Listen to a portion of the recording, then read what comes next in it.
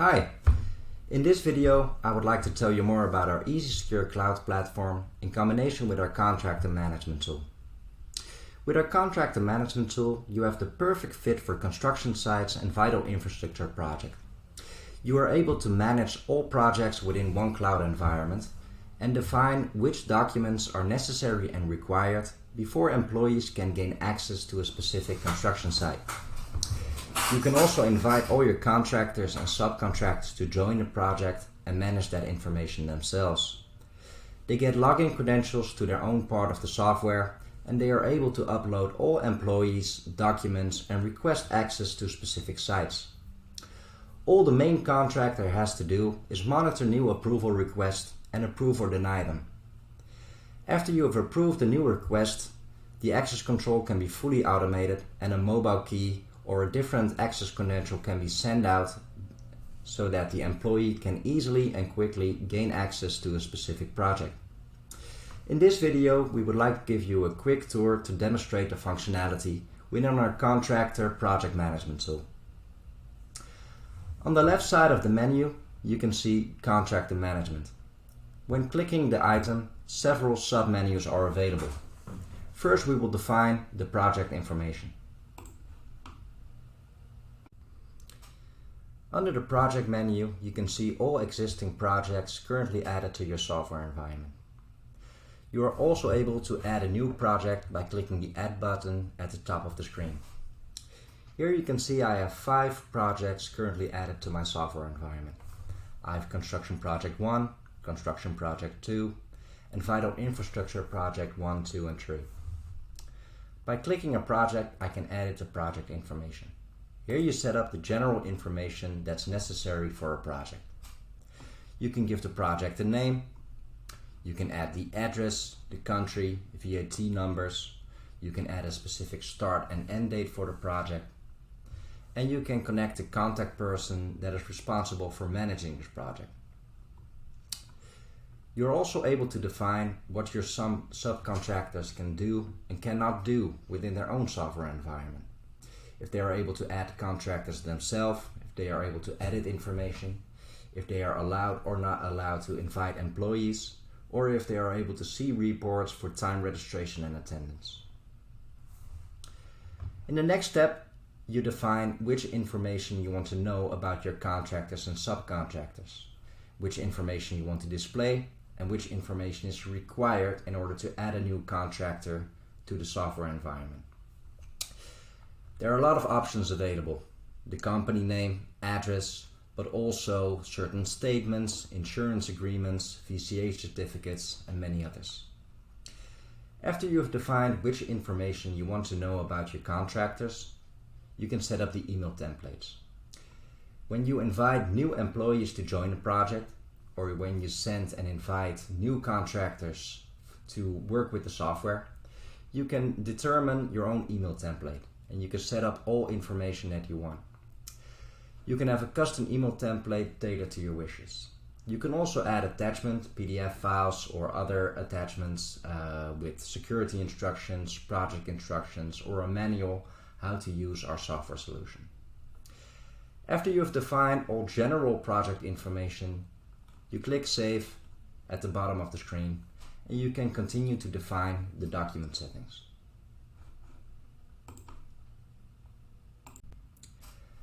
After you have defined the general project information, you can continue to set the document settings. These are the documents that are required in order to gain access to a specific project. There are 2 types of documents. There are general settings and project-based settings. General settings are documents that are required for each project added to your software environment. For example, if you use a copy of your passport is mandatory for all locations, you can set it up as a general document. There are lots of document types available in our software, and new document types can be added with a click of a button. Here you can see we have a VCA document that's required as a general document. It's available for everyone, it's shown by default, and we can make it mandatory to add an attachment or set a start and end date. We can also use the end date for access control. If your document is expired, you no longer have access to one or multiple project sites. Your access control is automatically blocked.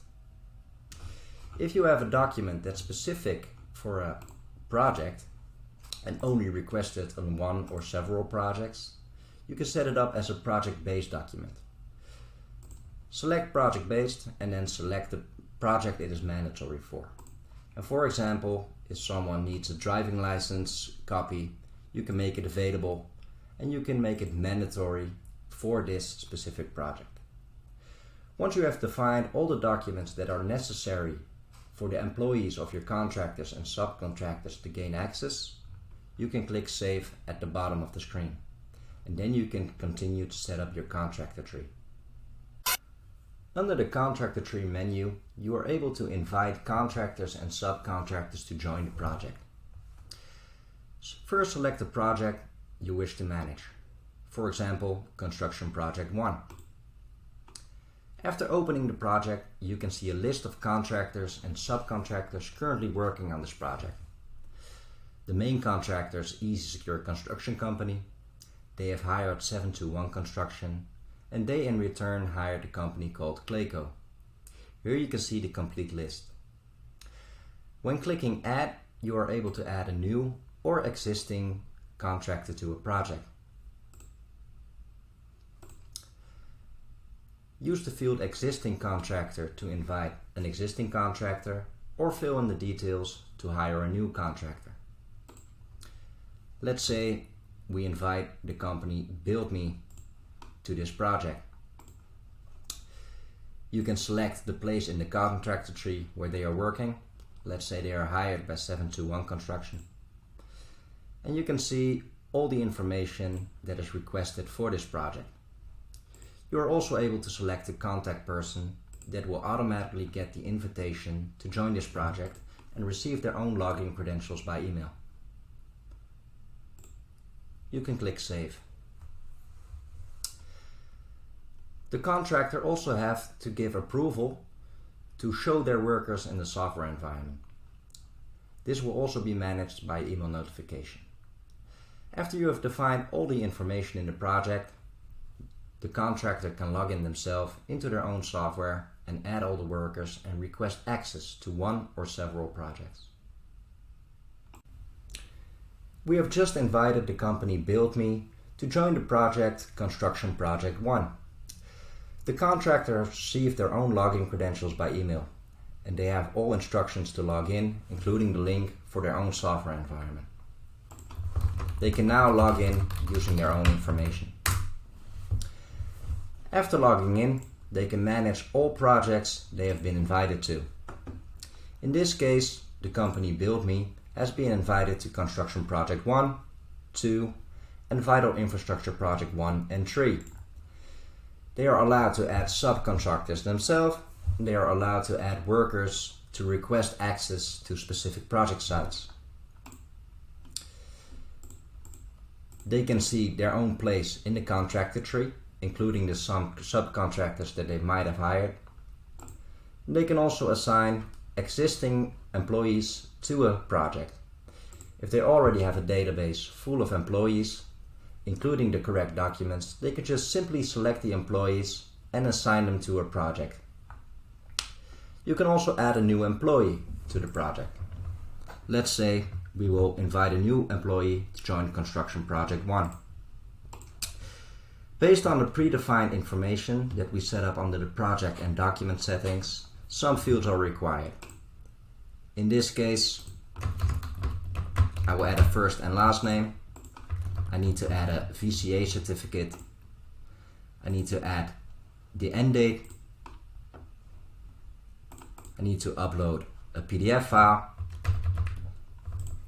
I need to upload a VOG requirement and also upload a PDF file here. After uploading all the information, I simply click Send to request access from the main contractor. In the main project list, I can now see my employee test for the contractor Build Me that according to the system has no missing documents. I can also see all the documents that I have uploaded. I can see if they have been checked by the main contractor. And I can see the approval status. The contractors and the main contractor can also receive emails for new pending requests.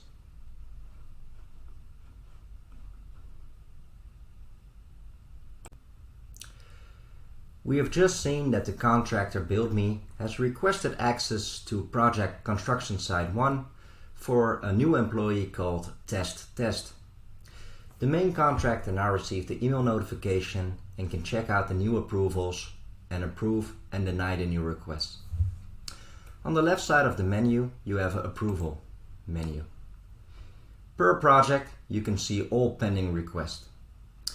Red ones are those that you have previously denied because they were missing documents, for example, and new requests are marked yellow.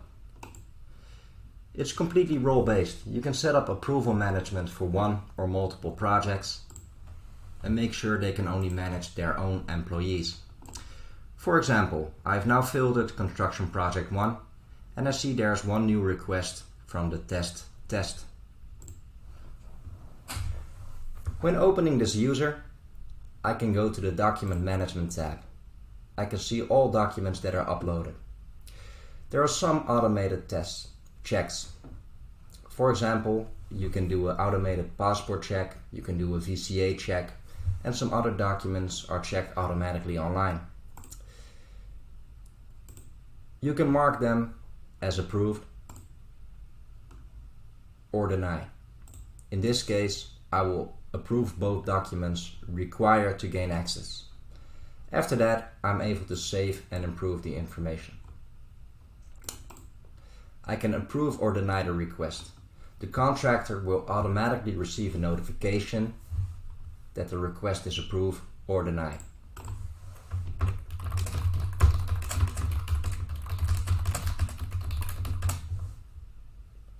After clicking Save, the new request is approved and we can automatically generate a mobile key, or you are able to add a different access credential such as an access card, a QR code, a PIN code, a license plate, or a face recognition template. You can now have access to the site and you have all the documents required for a smooth check-in at the project site.